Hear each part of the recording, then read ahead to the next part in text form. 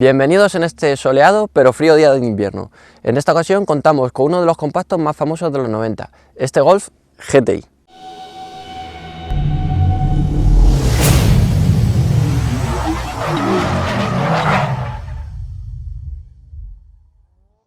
Pues ese GTI entre comillas viene por esto. Mirad, donde vemos ese GTI debería de figurar en verdad CL. Sí, digamos que es un cordero con piel de lobo, ya que contamos con la unidad más humilde de la gama Golf, en concreto el 1900 diésel de 65 caballos. No esperemos ser el más rápido del vecindario, pero al menos los más fiables sí. Esto es segunda prueba, por lo que los vehículos pueden ser totalmente de origen y de primer dueño o haber pasado por una, dos, tres o cuatro manos, por lo que las modificaciones pueden ser varias, como lo ocurrido en este modelo. Pero vamos a ver más detenidamente su exterior. Salta a la vista sus llantas, que provienen del Córdoba SX, en medida 195-50 R15. Una medida perfecta para este coche, comparada con las llantas de 13 pulgadas, que monta de serie, que parecen más bien ruedas de galleta, de cuando tenemos un pinchazo. Pero claro, también dada su potencia, buscaban ser lo más ágiles posible. En general su exterior es de GTI, pero podía ser perfectamente de GT, ya que el exterior estéticamente es el mismo, salvo por los distintivos que diferencian cada modelo. La verdad que estos coches son bastante agradecidos, con cuatro cosas que se les hagan cambian bastante su estética. Tenemos pruebas fotográficas del antes y la verdad, aunque sea un GTI de palo, mucho mejor así. Cosas que no me han gustado de su exterior es su sistema de taloneras. En vez de copiar a las de sus primos del que lleva sus llantas como el Córdoba SX, en las que la talonera es una sola pieza, aquí tenemos la talonera dividida en una cantidad innecesaria de piezas. Por un lado un carril que va pegado a la chapa, por otro la talonera y a su vez una tapa que oculta el carril donde va enganchada. Para rematar todo esto, en las esquinas lleva estas terminaciones que al haber montado estas taloneras y no llevarlas de serie no quedan suficientemente ajustadas y queda ese espacio que vemos. El resto del exterior destaca sus líneas rectas y cuadradas, que marcaban las típicas líneas del Golf, hasta que empezaron a redondearlas en el Caja 5. Estando en segunda prueba, ¿qué partes del exterior envejecen mal?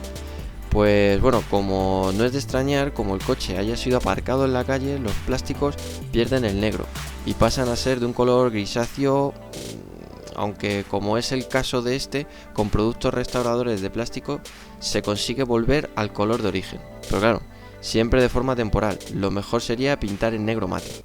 Las versiones con nieblas, este reflectante quedará dividido en dos, para dejar hueco al entiniebla, y aún en estos años seguían haciendo los faros de calidad, en este caso en cristal, soportando el paso del tiempo bastante mejor que en la actualidad los faros actuales de plástico. La pintura es bastante buena, digamos que es una pintura muy dura que con un pulido se le puede recuperar bastante fácil el brillo, aunque profanada por indeseables. En serio, ¿es necesario hacer esto al coche? Vamos con la mecánica.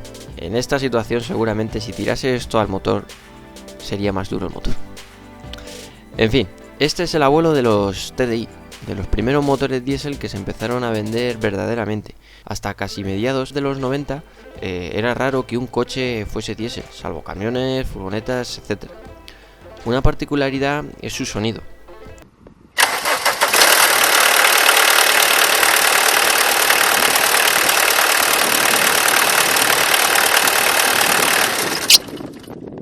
Aclarar que no se ha colado el sonido de un motor Barreiros de los 60, sino que en estos motores eran muy ruidosos.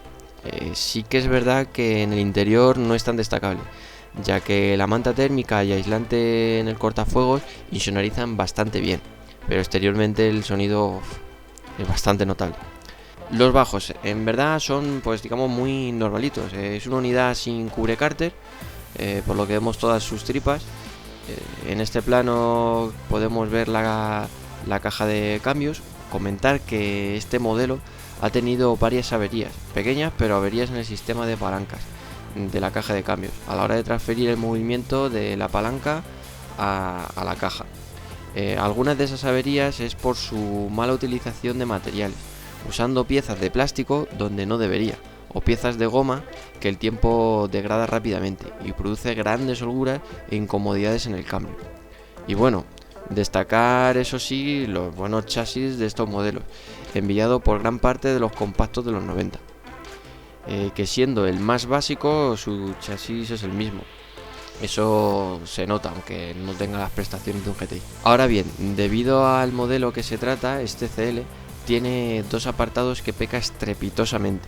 Y esto es el apartado de frenos y suspensión. La suspensión salta a la vista, a la altura con los pasos de rueda así en negro parece un SUV de esos tan de moda ahora. En el sistema de frenos atrás contamos con tambor, que bueno, era muy normal verlo en aquellos años, bueno, incluso hoy en día, pero discos de 236 milímetros y macizos, hasta la medida puede tener un pase, pero que no sean ventilados. Ya comentaré en el apartado de la conducción más detenidamente el sistema, pero anticipo que las sensaciones son muy malas. Pero vamos al interior. Pues como he comentado anteriormente, los asientos son muy incómodos. No abrazan nada y los plásticos que tienen en los laterales se te clavan bastante en la zona de los laterales de la espalda. Por lo que una persona encima más corpulenta lo iba a llevar bastante incómodo en viajes largos. Si tenéis este Golf o queréis compraros uno, una visita por el desguace para poner una de las versiones superiores sería de lo mejor. Las calidades en general, plástico duro, la verdad, en comparación con los Golf de las versiones más altas de gama, el interior es totalmente distinto. Los Golf del 95 o GTI o GT, el salpicadero es de cuero o símil de cuero blando, este es totalmente todo plástico. Y lo que conlleva esto, más allá de la estética, que sea más bonito o al tacto y tal, es las vibraciones que emite unas vibraciones enormes, porque al ser todo plástico roza con las partes del chasis, con los acoples y vibra muchísimo. Después otra cosa es el volante. La estética a mí no me apasiona, pero más que por la estética es por lo deteriorado, que el paso del tiempo no está como internamente, no debe llevar un sistema muy bueno y se suelta la goma interna y se queda el volante como suelto por el alambre que lleva. Después, en general, el interior es muy espartano, o sea, el cuenta kilómetros tiene la información básica, revoluciones, temperatura de refrigerante, gasolina y los testigos de fallo motor, etcétera. No tiene nada más. El resto del habitáculo, pues contamos con las ruletas del aire, el aire acondicionado, que en este motor, en este modelo se nota bastante al poner el aire porque retiene muchísimo el motor al tener una potencia tan escasa. Y cosas como hemos podido ver de la palanca de cambios, que bueno, pues evidentemente este coche es de su propietario y ha puesto esto. Vamos con las plazas traseras. Pues nada, las plazas traseras, teniendo en cuenta que mi altura es de 1,90 y está configurado para mí, y atrás el espacio es bastante bueno, es cómodo, es amplio. Lo que sí que se nota bastante es los apoyacabezas. En las versiones GTI o GT atrás traían apoyacabezas, pero esta versión no. Entonces sí que es verdad que sobre todo en viajes largos se haría bastante incómodo, o en caso de tener que un frenazo o no lo quieras, pero un golpe, el no tener apoyacabezas sí va a resentir bastante. Nada, en los plásticos interiores de la parte trasera, en los laterales el guarnecido es como un símil de cuero y tela. El techo se ve bastante bien con tela mullidita y contamos con cinturones traseros que en esta época ya eran obligatorios. Vamos a ver la capacidad de carga.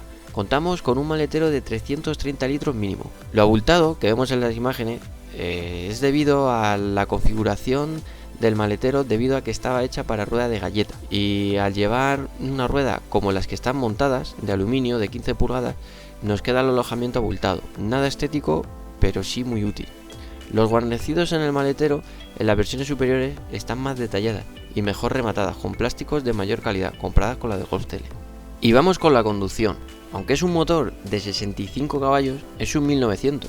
Esto hace que a fin de cuentas tenga buenos bajos, por lo que es un coche que sale con fuerza y acelera cómodamente. La verdad que me recuerda, salvando las distancias, esos enormes motores americanos de 5000 centímetros cúbicos y que apenas tienen caballos para la gran cilindrada que tiene. salvando siempre las distancias, claro.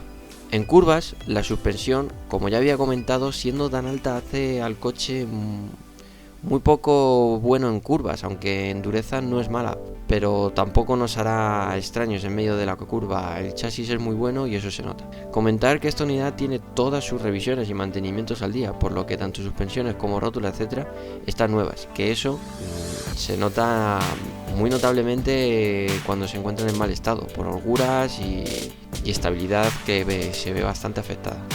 Pero hay un apartado que hay que comentar negativamente, y es sus malos frenos. El tacto es algo esponjoso y no porque estén los latiguillos o líquido mal, ya que están realizados los cambios de todos esos elementos, como ya he comentado, hace menos de año y medio aproximadamente. Y es que diría que el conjunto de bomba, discos y pinzas es insuficiente para este coche. Teniendo en cuenta que es un coche que sobrepasa la tonelada, esta versión no cuenta con ABS, que era un extra, pero conseguir que se bloqueen tenéis que poner mucho empeño en la pisada y en muy corto espacio de tiempo, ya que se sobrecalientan enseguida provocando el efecto Fadi, haciendo que perdamos frenada rápidamente por la escasa capacidad de disipar el calor. La verdad que es un vehículo sobre todo para ciudad, ya que aunque sea diésel, su escasa potencia provoca que se tenga que circular durante gran parte del tiempo con el pie bastante a fondo, por lo que el consumo es alto. Pero claro, según los actuales protocolos anticontaminación, este coche a las principales ciudades lo tiene bastante difícil, según normativas actuales. Pero si vives en núcleos urbanos menos céntricos, no es una mala opción, como coche económico y fiable, ya que es muy barato de mantener y barato de comprar. Por lo demás, esta unidad cuenta con más de 200.000 kilómetros y 26 años, y la verdad que por los comentarios del dueño, salvo esas incidencias en el cambio, el resto es un vehículo duro, y que partes como interior, dado lo espartano que es, el tiempo poco más que se le nota en cosas como la incomodidad de asientos o desgaste de volante. Hasta aquí la prueba del Golf, espero que os haya resultado interesante. Dejadme vuestros comentarios con curiosidades que os gustaría ver en próximos vídeos y nada, hasta la próxima.